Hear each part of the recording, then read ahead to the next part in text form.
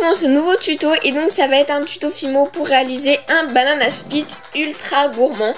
Donc si ce tuto t'intéresse, reste avec moi. Donc tout d'abord je vais commencer par prendre 3 couleurs de pâte, de la vanille, du rosé et du caramel. Je vais commencer avec le caramel et pour faire les boules de glace tout simplement.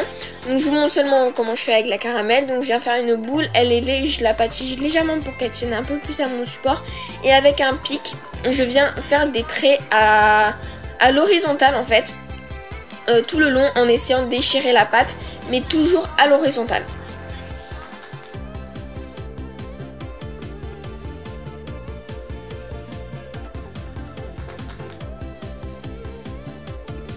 J'essaye avec mes doigts de pas trop appuyer très fort pour ne pas enlever au fur et à mesure la texture.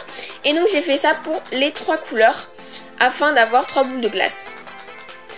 Donc je mets ça de côté. Je vais maintenant passer à la réalisation des bananes, de la banane coupée en deux. Donc pour ça je mélange à part égale du jaune et du vanille. Et je viens prendre un petit morceau que je viens faire en boudin.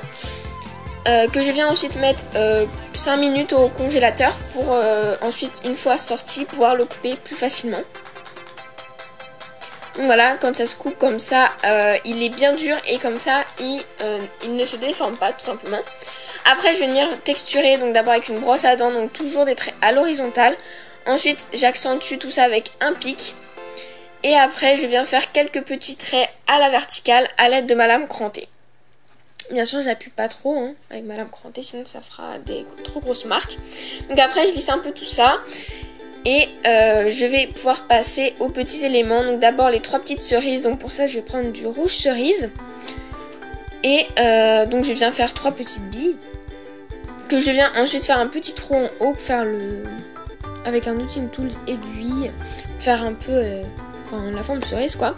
Ensuite avec de l'eau, je vais faire un petit carré pour ça va être pour après la cuisson. Venir faire des copeaux, pour faire des genres de spéculoos, cacahuètes, je sais pas trop. Enfin voilà. Et après je vais prendre du chocolat que je vais venir aplatir très finement. Donc ma petite technique c'est de mouiller, de bien humidifier à l'aide d'une lingette le rouleau pour éviter que ça colle. Et donc ensuite comme là c'est vraiment trop fin, pour éviter de l'épaissir, en voulant décoller avec la lame, je passe 2 minutes. J'ai mis sur ma caméra à tourner pour voir le temps que ça faisait. Et j'ai mis 2 minutes à peu près 10 cm de hauteur avec le heat gun. Et du coup après c'est très facile pour le décoller. Et il tient en place. Et on n'a plus qu'à mettre le tout, les glaces, les bananes, les petits éléments au four 30 minutes à 110 degrés. Donc voilà, tous nos éléments sont sortis du four. J'ai mes 3 boules de glace, les bananes, les cerises.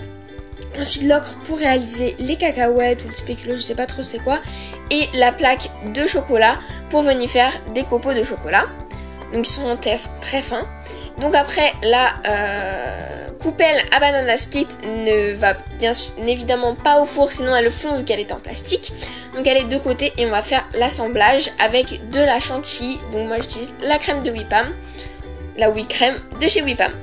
Donc là je vous montre un petit passage donc pour vous montrer la photo que j'ai prise sur internet du banana split où je me suis inspirée pour faire ma coupe.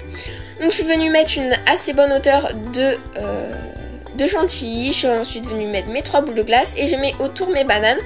J'ai ensuite mis entre les boules de glace un peu de chantilly. Je viens ensuite avec des coulis, donc là des coulis Decomate rouge. Faire sur la boule de glace rose un petit coulis de fraise, quelque chose comme ça. Après sur la vanille je vais venir mettre un petit coulis Padico caramel. Et sur la boule chocolat du coulis Padico chocolat foncé. Donc voilà, après sur ces coulis là je viens mettre de la chantilly. Donc j'utilise pour la coupe une petite douille de chez La Petite Épicerie pour pas faire des grosses chantilly. Je viens ensuite mettre dans la chantilly les 3 petites cerises. Et ensuite je viens saupoudrer par-dessus les noisettes. Ah oui, d'abord j'ai oublié, j'ai rajouté un peu de coulis pour donner un peu plus de gourmandise à tout ça. Donc voilà. Et donc maintenant, donc comme je l'ai dit, je viens saupoudrer mes petits copeaux de cacahuètes. Je sais vraiment pas c'est quoi. Qu'est-ce qu'on pourrait appeler ça, des cacahuètes ou du spéculoos, je sais pas. Et les petits les morceaux les copeaux de chocolat fait avec la pâte qu'on a fait très très fine.